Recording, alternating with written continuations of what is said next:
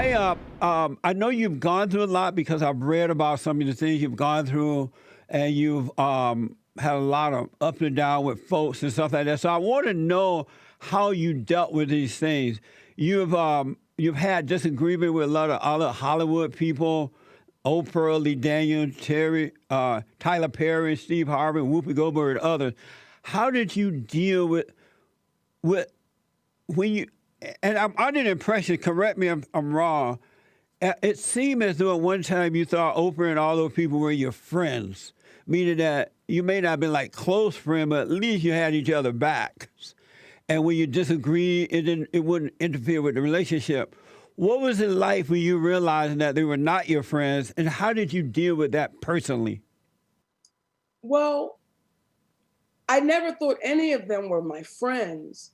I thought that I had a relationship with Steve Harvey personally, but I take that word friend very seriously, and I have very few. Yeah. So I never thought that any of them were my friends.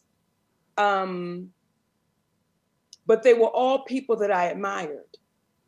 And they were all people that I said, do your thing, baby.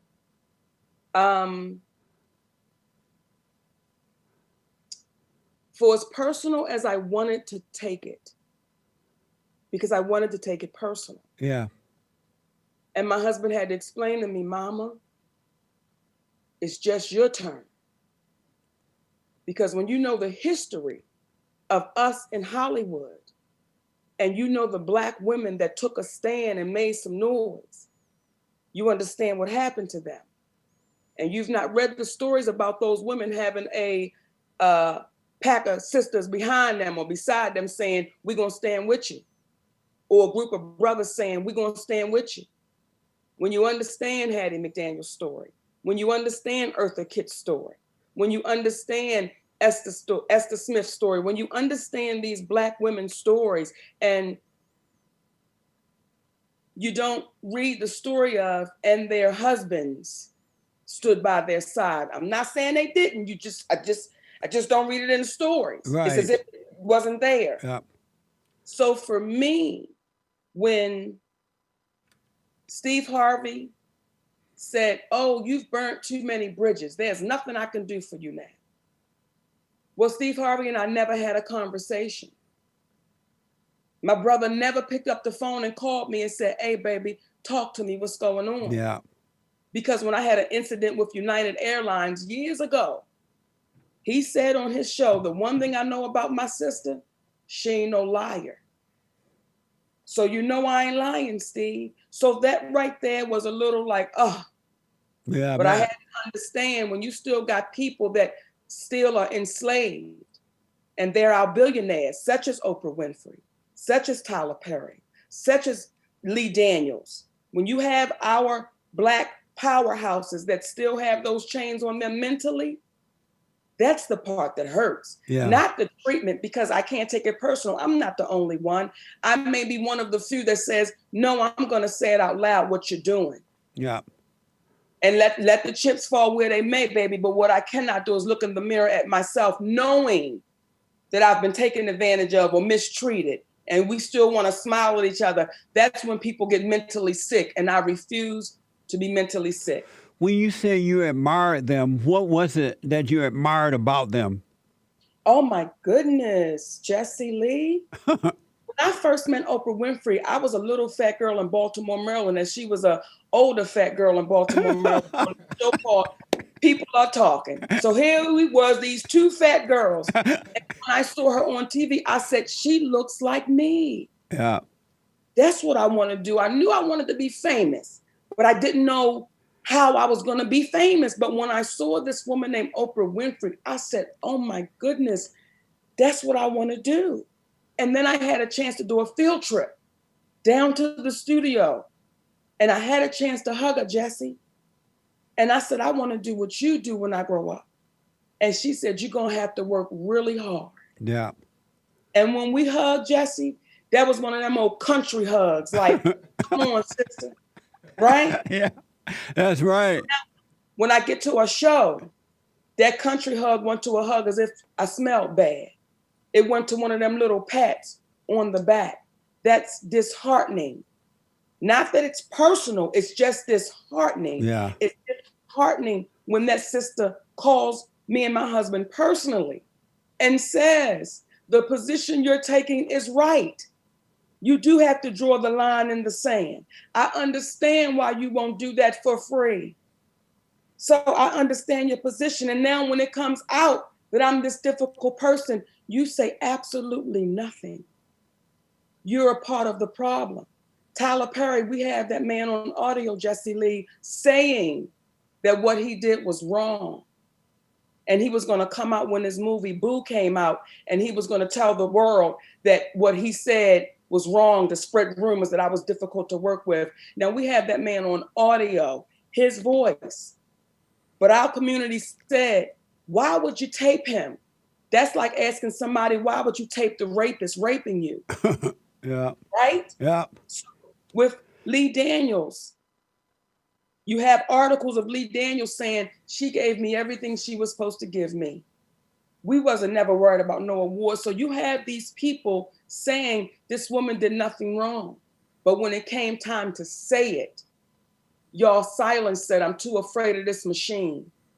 And because you did not bow down to Lionsgate and you didn't do them a favor, we're going to blackball you and we're going to let your career be what it is. So what they didn't bank on, I'm not going anywhere. Nice. I can't be that type of person to go back with my head in between my legs full of apologies because I've done nothing wrong. And when you name our sister Whoopi Goldberg, I'm sorry, because I want to address the names you name. Yes. When you say Whoopi Goldberg, my sister was talking to me that day in her dressing room out of fear and love. She wasn't talking to me like she was trying to throw shade, or she was talking to me out of fear and love. And when that woman said, Monique, it's your husband, and you need to just get rid of him. I don't do interventions. I don't get involved. I said, Whoopi Goldberg, it is my husband and my Black attorney, Ricky Anderson, that's negotiated the biggest deals of my career. Nice. Then she got very quiet. And when that woman said to me, Monique, I make $1.5 million from The View. And I said, Whoopi, I got to fight for you too. Because there's no way you have been here all this time and you're our legend and our icon, and they paying you how much? You got to think about the little girl coming behind us. And that woman looked at me and said, Monique, fuck the little girl coming behind you. You better worry about you. So again, I don't dislike any of my brothers and sisters. I love every person you name. Amazing. I love Lee. I love Tyler. I love Whoopi. But what I understand is my brothers and sisters are still enslaved. When you say enslaved, what do you mean enslaved exactly? What I cannot do, Monique, is speak against that white man. Oh. I cannot speak against Lionsgate. I cannot say what they did was wrong. I cannot, and if I say it out loud, I don't know what that'll make me look like. Though I can say it to you privately. You can't hold me to that publicly. So we'll throw you under the bus and we'll let the chips fall where they may. And it's like, that's what I think is wrong, a large part with our community. We're so willing to let each other go. Just like, okay, on to the next. It's like, no, y'all, we do have to think about the ones coming after us. Were you surprised to learn that about them? That they were enslaved to the money and to other people like that? Were you surprised coming up and seeing them around?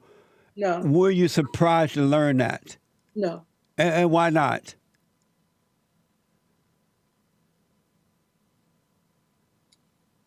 When you know about our brother Tyler Perry, and please let me be clear, I'm proud of that cat for what he's been able to accomplish. Right. But when you understand he's accomplished a lot but didn't pay his people fairly. See, when you had the writers that wrote for Tyler Perry and he wouldn't let them go union. So when you know the history of people, when you understand how people were treated, and this is public record, like they came out with it before, but we get so caught up in trinkets and stuff. You got a private jet, you got a private yacht, you got a mansion. I'm gonna listen to what you're saying. I don't care about principle. All right. So no, I wasn't surprised. I know folks that know our sister Oprah and the treatment that they received. So no, I wasn't surprised. I think the surprise came in because they said, we dare you to say it out loud. And Amazing. I don't like truth or dare. That's right. I'm gonna do both of them, Jesse Lee. I'm taking you up on both of them. That's right. Amazing. I love them. I do. But Yeah, this is what allow our community to heal when I had to learn how to say, I'm sorry, Jesse. I had to learn how to apologize. Yeah. And that's something that my husband had to nurture me through because I used to watch how my parents apologize. We don't. You just get over it in a few days and act like it didn't happen. Yeah. Wow. Amazing. So for the record, you hold no grudges against these folks, right? I don't hold any grudges. Yeah. No. I believe that. Mm-mm. Yeah, I My believe. life's too good for me to hold grudges. What I do hold is them to be accountable. See, what I do hold is don't stand in front of us with your fist up. But when ain't nobody watching, you scrubbing the black off of you. I hold us accountable as I hold me accountable because I ain't walked no perfect line. Yeah. I hold us accountable. We've stopped holding us accountable. Your bank account depends on how we're going to judge your character. If you got fat money, baby, listen here, we're going to act like we ain't see it. Yeah. Because you might be able to give me an opportunity. But don't you know that thing going to come revisit you? That's true. That's amazing.